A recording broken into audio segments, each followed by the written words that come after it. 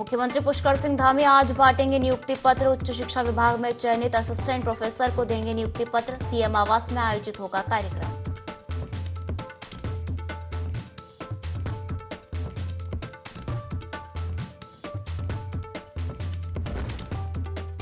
Police line Dehradun में धूमधाम से मनाया गया जन्माष्टमी का पर्व। राज्यपाल और मुख्यमंत्री ने किया कार्यक्रम का शुभारंभ। बॉलीवुड गायक हंसराज रघुवंशी और पांडवास ग्रुप की प्रस्तुतियों से झूमे लोग।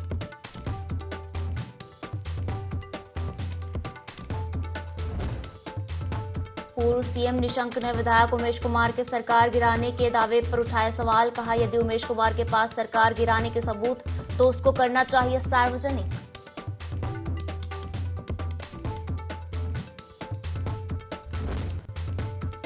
उत्तरकाशी समेत गंगोत्री धाम में जन्माष्टमी की धूम विधि विधान से के साथ मनाया गया कृष्ण जन्माष्टमी पर्व। हजारों श्रद्धालुओं ने किए दर्शन।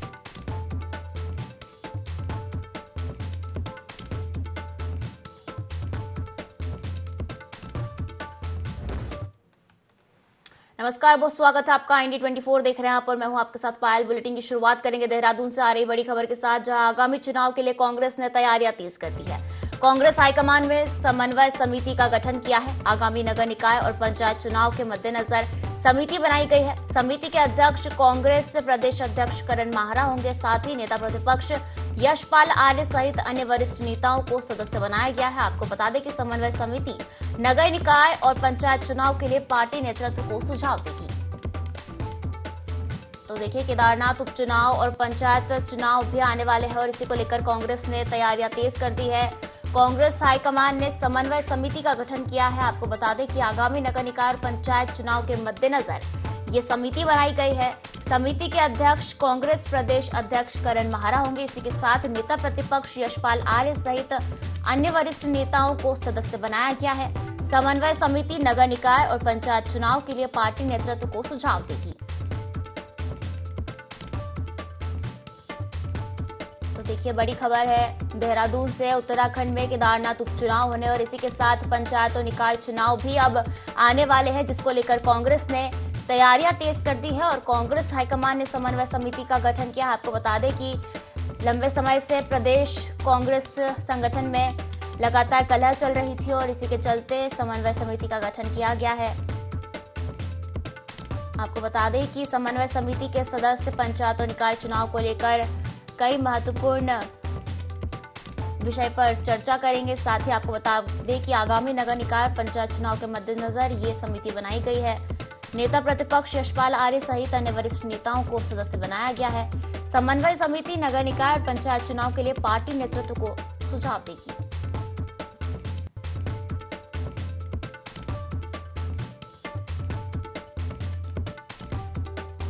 फिर से आपको खबर बता दें और बड़ी खबर है देहरादून से, जहां आगामी नगर निकाय और पंचायत चुनाव के मद्देनजर समिति बनाई गई है। समन्वय समिति बनाई गई है और आपको बता दें कि यह समिति नगर निकाय और पंचायत चुनाव के लिए पार्टी नेतृत्व को सुझाव देगी।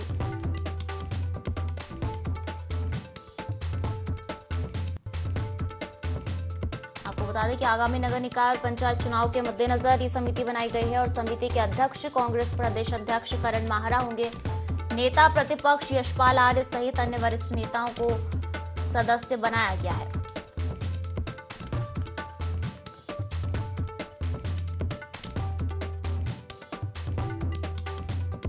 तो देखिए, लगातार कांग्रेस ने तैयारियां तेज कर दी है आगामी चुनाव के लिए और कांग्रेस हाईकमान ने समन्वय समिति का गठन किया है। प्रदेश कांग्रेस में चल रही अंतर्कलह के बाद दिल्ली में भी बैठक की गई और इसके बाद समन्वय समिति का गठन किया गया। आपको बता दें कि समन्वय समिति का गठन कांग्रेस हाईकमान ने किया है और आगामी नगर निकाय और पंचायत चुनाव के मद्देनजर ये समिति बनाई गई है। समिति के अध्यक्ष कांग्रेस प्रदेश अध्यक्ष करण माहरा होंगे। आपको बता दें, नेता प्रतिपक्ष यशपाल आर्य सहित अन्य वरिष्ठ नेताओं को इस समिति में सदस्य बनाया गया है।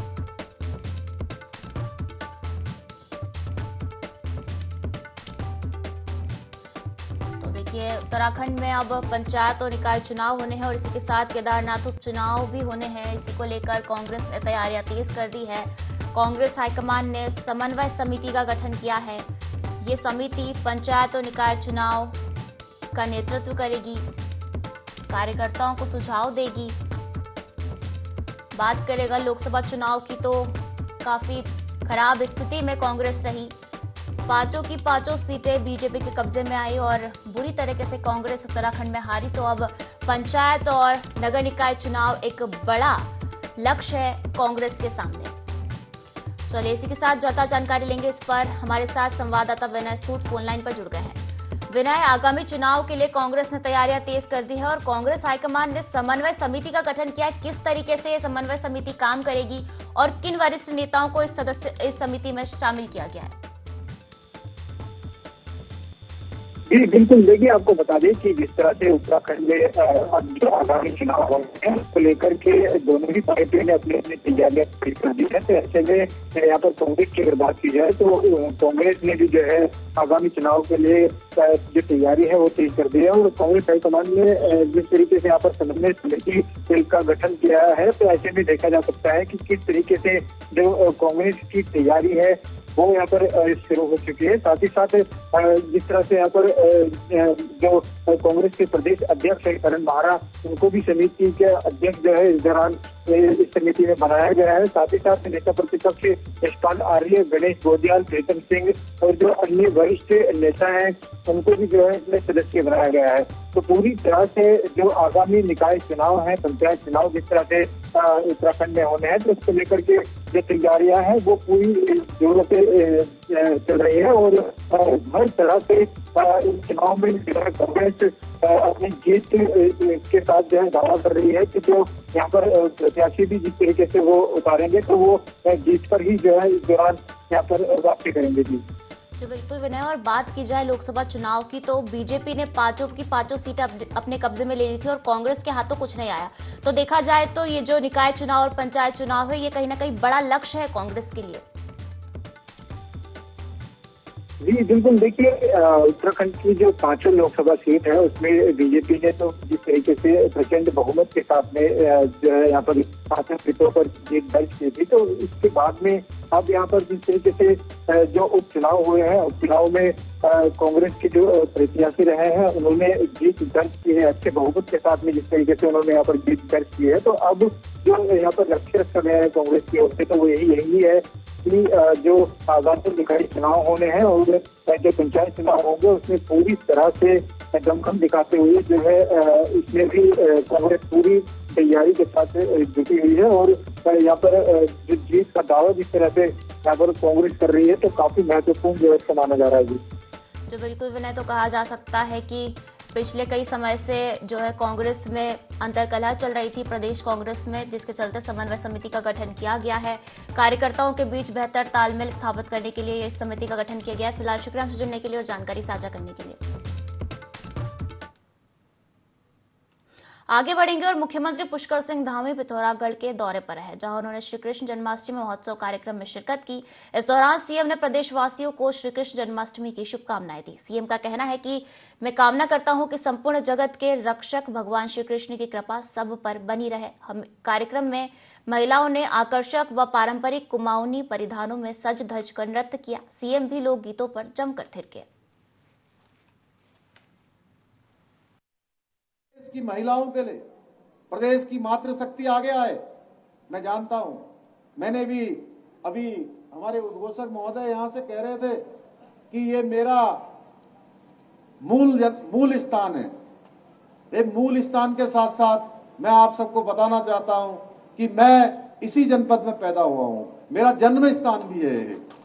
इसलिए मैं यहाँ की भौगोलिक परिस्थितियों से भली भांति जानता हूं।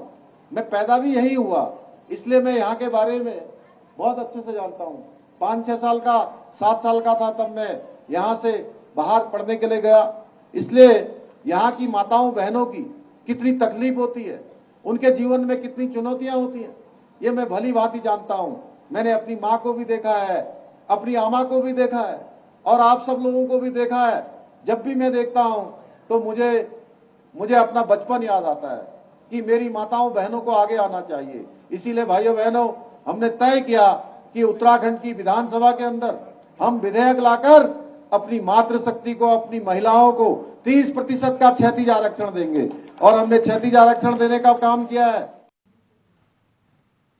और देहरादून स्थित होटल रॉयल इन पैलेस में बीजेपी के सदस्यता अभियान के तहत कार्यक्रम का आयोजन किया गया, जिसमें सीएम धामी ने मुख्य अतिथि के रूप में शिरकत कर अभियान की शुरुआत की। इस मौके पर उनके साथ कैबिनेट मंत्री गणेश जोशी, राज्यसभा सांसद नरेश बंसल समेत कई बीजेपी पदाधिकारी मौजूद रहे। बता दें कि प्रदेश भर में सदस्यता अभियान चलाया जा रहा है।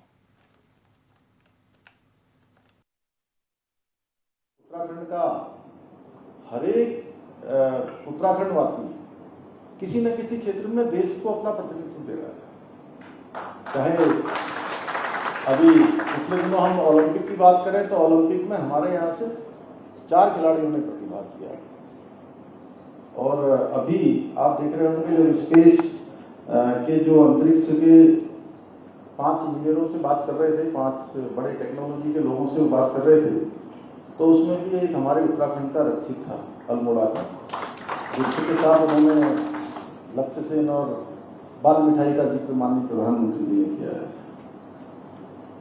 और कृषि पर किसानों से जिस प्रकार से उन्होंने बात की है, किसानों को प्रेरित करने का काम किया है, उनका प्रोत्साहन किया है, यह हमारे सभी किसान भाइयों के लिए मैं समझता हूं कि एक बहुत उनके जीवन में एक ऊर्जा बढ़ाने का काम, उनके काम को और सकारात्मक दिशा देने का काम माननीय प्रधानमंत्री जी ने किया।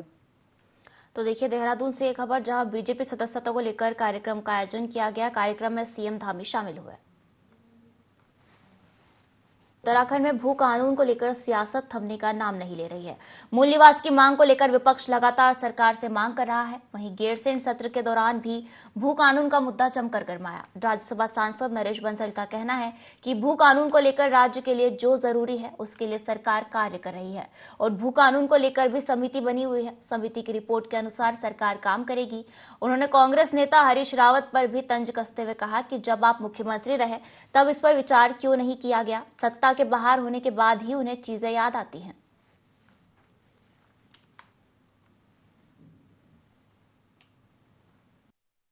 राज्य के लिए जो बहुत जरूरी है वो सब सरकार कर रही है। भू कानून पर भी सरकार की समिति बनी हुई है। उस समिति की रिपोर्ट के अनुसार सरकार काम करेगी। और हरीश रावत जी स्वयं मुख्यमंत्री रहे तब उन्होंने क्यों नहीं किया है सब? जब सत्ता से बाहर होते हैं तभी उनको ये चीजें ध्यान में आती हैं। तो हरीश रावत जी अब चूंकि कांग्रेस में भी अप्रासंगिक हो चुके हैं, तो इसलिए वो अपनी प्रासंगिकता बनाए रखने के लिए कुछ ना कुछ बोलते रहते हैं, मौन व्रत करते रहते हैं। खबर देहरादून से है, जहां कांग्रेस के पूर्व विधायक गणेश गोदियाल ने बढ़ा हुआ भत्ता और सुविधाएं न लेने का बयान जारी किया है। बता दें कि गैरसैंण सत्र के दौरान सरकार ने विधायकों और पूर्व विधायकों के वेतन भत्ते में बढ़ोतरी की है, लेकिन गणेश गोदियाल ने विधानसभा अध्यक्ष को पत्र लिखकर बड़े भत्ते और अन्य सुविधाएं न देने की मांग करेंगे। वहीं भाजपा के राज्यसभा सांसद नरेश बंसल ने गोदियाल के इस बयान पर चुटकी लेते हुए कहा कि गणेश गोदियाल बड़े उद्योगपति है, वो पूरी पेंशन भी छोड़ दे तो कोई दिक्कत नहीं है।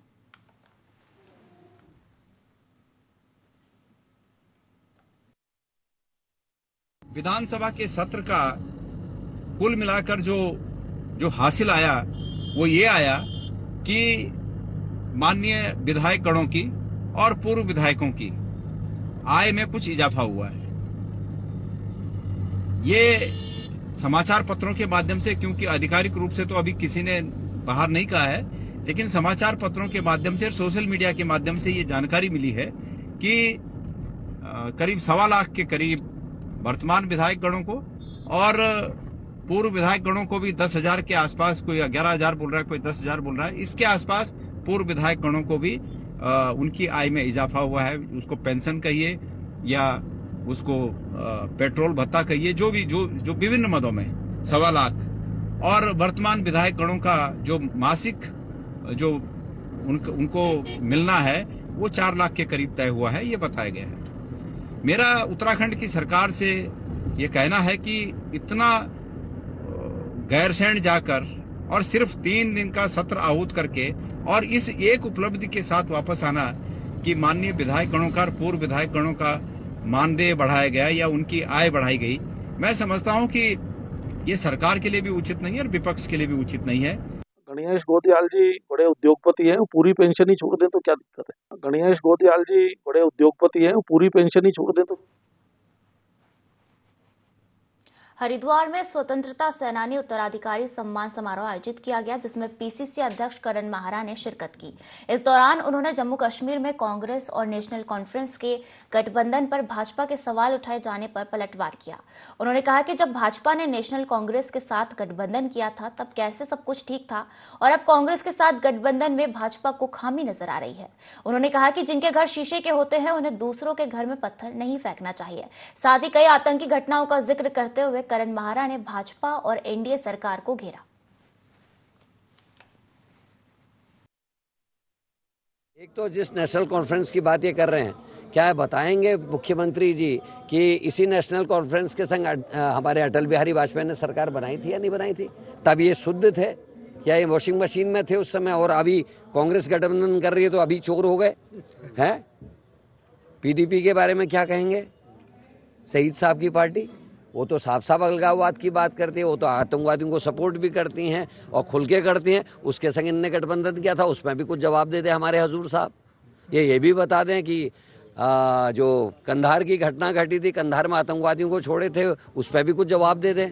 ये भी बता दें कि पुलवामा की घटना किसकी सरकार में घटी थी और जिसकी आज तक जांच नहीं बैठी। राज्यों से जितनों से आ सकते आ जाए, ताकि एक सामूहिक बात ये चली जाए कि पूरे देश के लोग बड़े तरीके से इसका राष्ट्रीय गठन चाहते हैं। कांग्रेस में पहले ये संगठन था, चुन्नीलाल जी इसके अध्यक्ष थे, शीलवत यादव अध्यक्ष थे, हुड्डा साहब भी इससे जुड़े रहे, तो ये संगठन चलता था। कोई हमारे सेनानी परिवारों की समस्या होती थी, कार्यक्रम होते थे, तो हम उनसे मिलकर अपना दर्द व्यक्त कर लेते।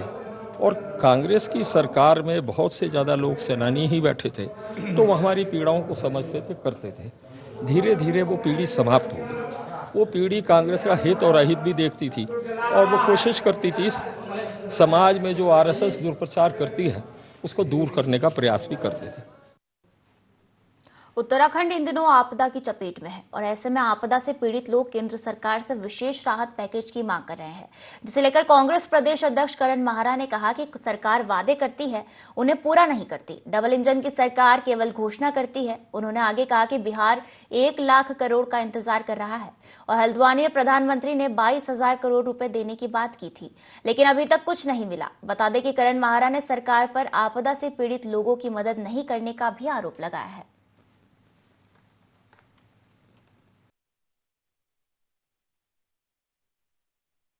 देखिए, डबल इंजन की सरकार है साहब, और ये केवल लूटने वाली सरकार है। बिहार इंतजार कर रहा उस 1 लाख करोड़ का, इलेक्शन में घोषणा हुई थी, आज तक नहीं मिला।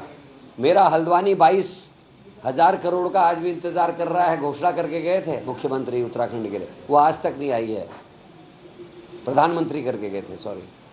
तो उसी तरीके से आपदा में राहत पहले मिला करती थी। किसान जब बाढ़ से पीड़ित होते थे, उनकी एक घोषणा हो जाती थी कि इतने रुपए की रकम जो है पर हेक्टेयर या पर एकड़ हम देंगे।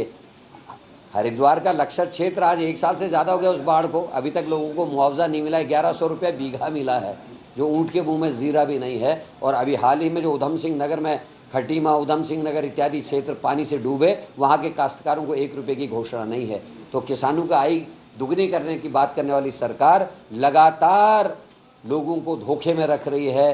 कोई मदद नहीं, कोई राहत नहीं, झूठी घोषणाएं, झूठे सपने, इसके अलावा कुछ नहीं है। धन्यवाद। कांग्रेस परवादून जिला अध्यक्ष मोहित उनियाल ने डोईवाला से देहरादून जोड़ने वाले लच्छीवाल फ्लाईओवर के पास क्षतिग्रस्त राष्ट्रीय राजमार्ग का निरीक्षण करते हुए कहा कि एटलस कंपनी द्वारा एक तरफ से सड़क मार्ग को बंद कर दिया गया है। हर बरसात में यही हाल है। इस राजमार्ग की गुणवत्ता के साथ खिलवाड़ किया गया है।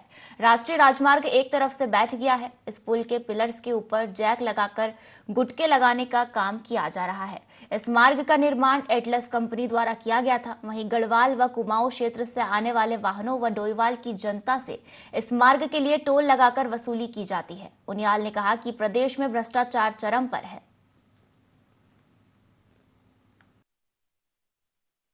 राष्ट्रीय राजमार्ग पर खड़े हैं लच्छीवाला के पास, और यहाँ से ये बंद कर दी गई है रोड। एक तरफ का ट्रैफिक डाइवर्ट किया जा रहा है, ये आप देख सकते हैं, इधर से ट्रैफिक डाइवर्ट किया जा रहा है और ये पूरा बंद किया गया है। एक दो दिन से ये रोड बंद है, क्योंकि ये रोड कहीं ना कहीं नीचे बैठ चुकी है, इसके पिलर बैठ चुके हैं, उनमें गुटके लगाए जा रहे हैं, उनको जैक से उठाया जा रहा है। तो ये गुणवत्ता है, ये राष्ट्रीय राजमार्ग है, इसकी गुणवत्ता है। और यहाँ तो ये बंद किया गया है। और इससे आप थोड़ा सा जब आगे जाते हैं, जैसे इस फ्लाईओवर से आप नीचे उतरते हैं, यहाँ टोल है, एलिफेंट कॉरिडोर जोन है, वहाँ एक टोल लगाया गया है और वहाँ वसूली की जा रही है जनता से। 110 रुपये एक छोटे 4 व्हीलर से लिया जा रहा है। मैं अभी लच्छीवाला फ्लाईओवर का ये मेरे पास भी संज्ञान में आया था, तो वो जो NH के अधिकारी हैं उनको कह दिया गया है उसका मेंटेनेंस करें और सही समय पर। पूरे भारत देश में श्री कृष्ण जन्माष्टमी का पर्व बड़ी धूमधाम से मनाया जाता है। इसी कड़ी में यदि उत्तराखंड राज्य के पचवादून क्षेत्र की बात करें तो यहाँ पर भी इस पर्व को बड़ी ही धूमधाम से मनाया जाता है। शहरों में अनेकों झांकियां निकालकर मंदिरों में खूब सजाया जाता है और पूरा शहर हरे राम हरे कृष्णा की धुनों से गुंजायमान होता है। विकासनगर के मंदिरों में भी सुबह से ही भक्तों के आने का तांता लगा हुआ था और भक्तजन सुबह 4 बजे से ही मंदिरों में पहुंचे थे। मंदिरों को भव्य तरीके से सजाया गया और भक्तों में श्री कृष्ण जन्माष्टमी को लेकर काफी उत्साह देखा गया।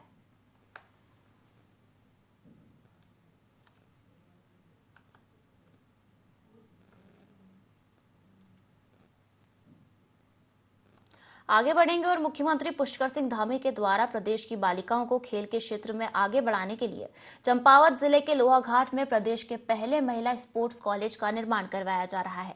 महिला स्पोर्ट्स कॉलेज निर्माण के लिए लोहाघाट के छमनिया में 500 नाली भूमि खेल विभाग को हस्तांतरित कर दी गई है। निर्माण के पहले व सबसे अहम चरण में लखनऊ से आई इंजीनियरों की टीम के द्वारा छमनिया में महिला स्पोर्ट्स कॉलेज की भूमि से मिट्टी के नमूने लिए गए। कंपनी की टीम के अधिकारियों ने बताया कि लिए गए सैंपलों की जांच लैब में की जाएगी। जांच के बाद जल्द ही जांच रिपोर्ट संबंधित विभाग को सौंप दी जाएगी। उन्होंने बताया कि जांच में सोयल कंप्रेशन, सोयल सेटलमेंट आदि की जांच की जाती है।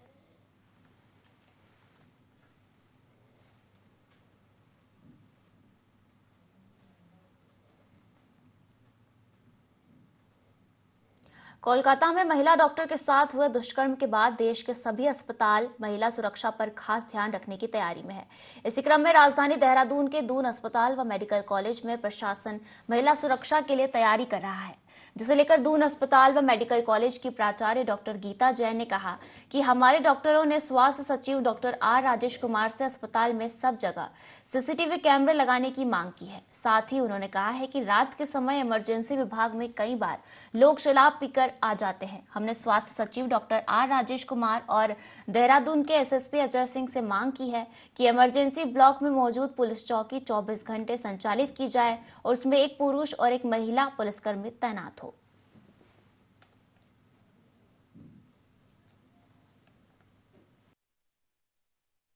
रक्षाबंधन का दिन था तो उस दिन माननीय हमारे सचिव साहब भी आए और एसएसपी साहब, दोनों लोग आए, दोनों लोग राखी बंधवा के गए।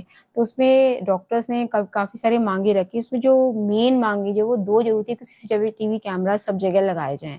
जो लड़ाई अक्सर होती है ना, इमरजेंसी में होती है और रात के टाइम ज्यादा लोग शराब वगैरह पी के कई बार आ जाते हैं, तो उसमें काफी होती है। तो ये हम लोगों की ये मांग करी गई कि एसएसपी साहब से भी और जो आपके सचिव साहब से भी यही बात मांग करी गई सब लोगों की कि एक पुलिस चौकी जो इमरजेंसी में जबकि है चौकी वो संचालित रहे और राउंड द क्लॉक जो है वहाँ पे पुलिसकर्मी मौजूद रहे, जिसमें एक मेल और एक फीमेल मौजूद रहे। ये जो और भी जो भी मांगे हैं उन सबको मद्देनजर रखते हुए तो इस पे कार्य चल रहा है और शीघ्र ही पूर्ण हो जाएगा।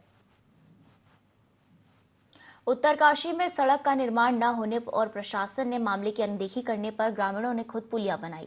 बता दें कि पिछले साल आई बाढ़ से पुलिया बह गई थी। पुरोला विधानसभा के तलड़ा गांव के ग्रामीणों का कहना है कि पुलिया न होने से खेतों तक पहुंचने के लिए 5 किलोमीटर पैदल चलना पड़ता है।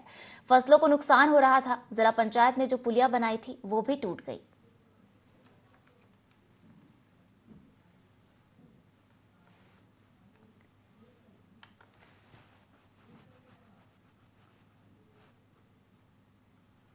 और इसी के साथ इस बुलेटिन में फिलहाल इतना ही। आप बने रहिए IND 24 के साथ। नमस्कार।